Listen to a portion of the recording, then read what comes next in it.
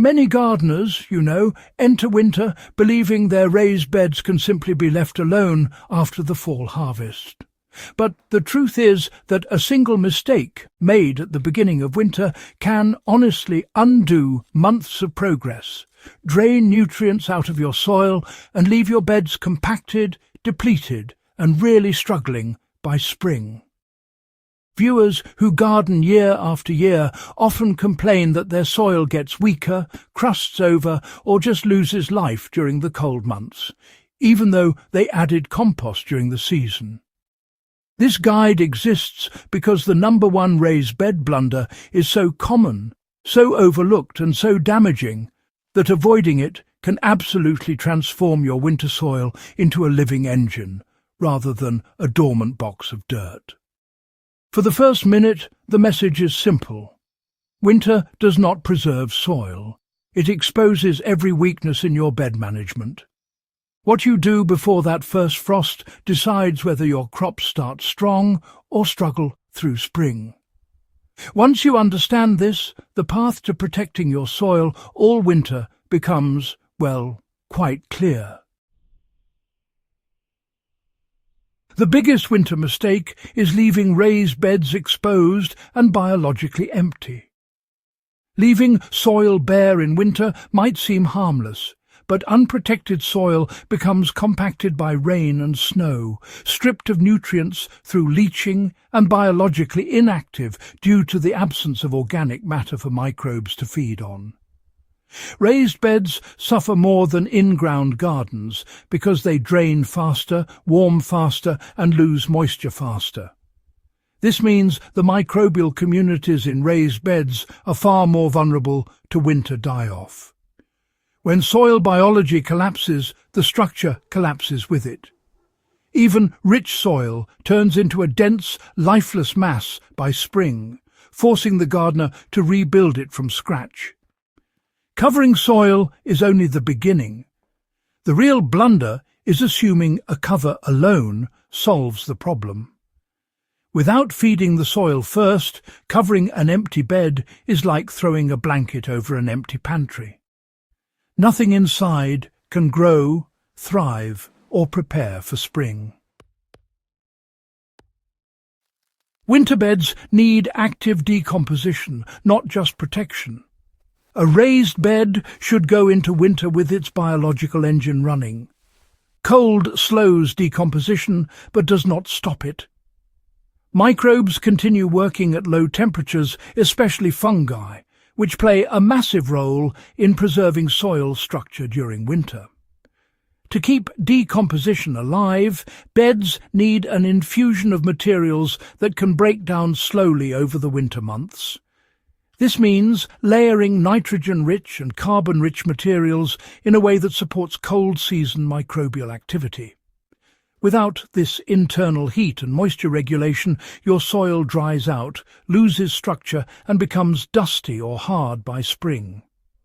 Many gardeners mistakenly empty their beds completely, removing plant residues and leaving the soil clean. That cleaning step is one of the worst habits to bring into winter.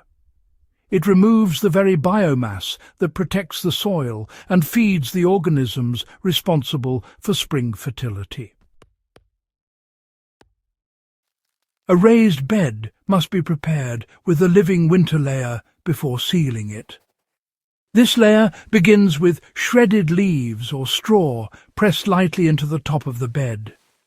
Over that, add a thin layer of green materials such as grass clippings, fresh kitchen scraps, or chopped garden leftovers. These provide the nitrogen needed for cold weather microbes. After that, apply a light topping of soil or finish compost to prevent animals from digging and to encourage fungal spread. This layered arrangement functions as a slow-motion composting system that continues feeding microbes even in freezing temperatures. It prevents nutrient leaching by holding minerals in organic matter.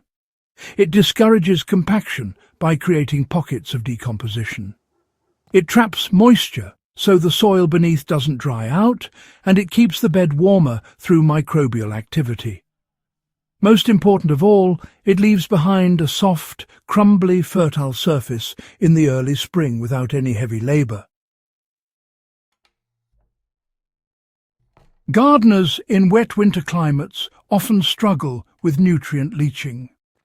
To counter this, build a slightly thicker carbon layer using dry leaves. The extra carbon will hold dissolved minerals like a sponge and prevent them from washing out. Gardeners in extremely cold regions benefit from thicker green layers because decomposition slows more dramatically and requires more nitrogen to keep microbial life active. For beds made with metal or concrete sides, heat fluctuations are stronger and can kill microbes faster. These beds benefit from adding a top layer of finished compost before mulching to insulate the biological core. Wooden raised beds hold warmth better, so a thinner living winter layer is enough. If you're working with shallow beds, reduce the total thickness, but keep the balance of materials intact so decomposition continues evenly. The goal is always the same: protect the soil, feed the microbes, and maintain moisture. Once your winter layer is in place, the key is to maintain it without disturbing it. Periodically check moisture levels by lifting a small corner. If the material is bone dry, lightly moisten it as you would a compost pile. Not soaking, just enough to keep microbial life functioning. If the top layer becomes matted from heavy rains, fluff it gently without mixing it into the soil. As winter progresses, the materials will slowly settle and darken. This is a sign that the biology is doing exactly what it should. By early spring, the layer should have broken down significantly, leaving a dark, rich surface ready for planting. This early nutrient release gives seedlings an immediate advantage, eliminating the usual spring lag where plants struggle to establish themselves in cold soil. When you avoid the raised bed winter blunder and prepare your soil with intention, the payoff lasts months. Your spring crops grow faster, your soil stays workable, and your beds stay biologically alive instead of resetting every year. If this guide helped you protect your garden through the cold season, subscribe to HydroHaven, share this video, and support the channel as we continue bringing practical, field-tested knowledge to growers who want better results every year.